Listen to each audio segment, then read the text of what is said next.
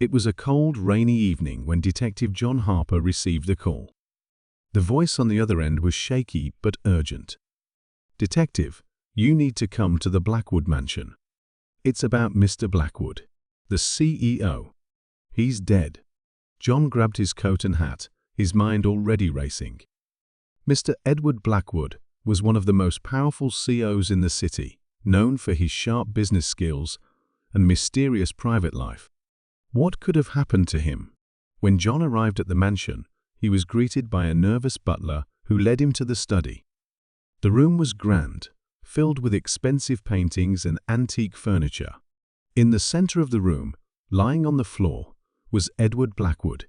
His face was pale, and his eyes were wide open, as if he had seen something terrifying before he died. The butler, Mr. Grayson, explained, "I found him like this an hour ago. He was working late as usual. I heard a loud thud and rushed in to find him. Like this." John knelt beside the body, examining it carefully. There were no visible wounds, no signs of a struggle. It was as if the man had simply dropped dead. But John knew better. CEOs like Edward Blackwood didn't just die without a reason. He began questioning the household staff. The maid, Mrs. Clara, said she had heard Mr. Blackwood arguing with someone on the phone earlier that evening. "He sounded angry, Detective. He kept saying, 'I won't let you ruin me.'" Next, John spoke to Mr. Blackwood's personal assistant, Lisa. She was visibly shaken, but cooperated. Mr. Blackwood had been acting strange for weeks, she said. He was receiving strange letters and would lock himself in his study for hours. "He never told me what was going on." John's curiosity grew. He searched the study for clues. On the desk, he found a stack of letters.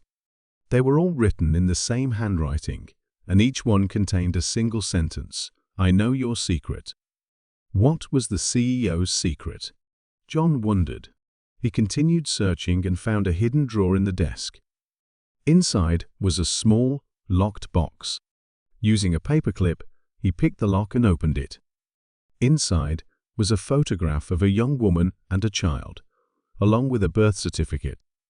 The certificate revealed that Edward Blackwood had a daughter no one knew about. John's mind raced. Was this the secret someone was using to blackmail him? And if so, who knew about it?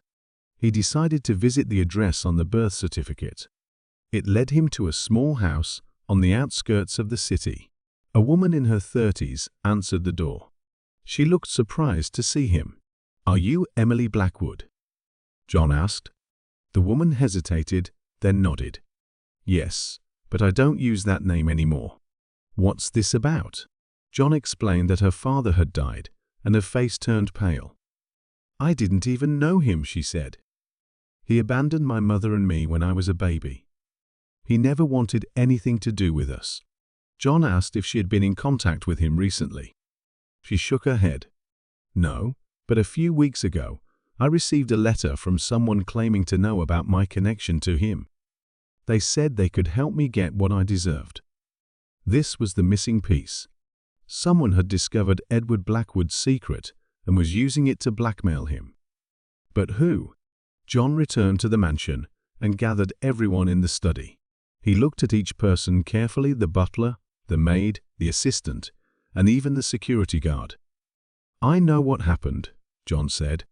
"Someone here knew about Mr. Blackwood's secret daughter and used it to blackmail him. When he refused to give in, they poisoned him." The room fell silent.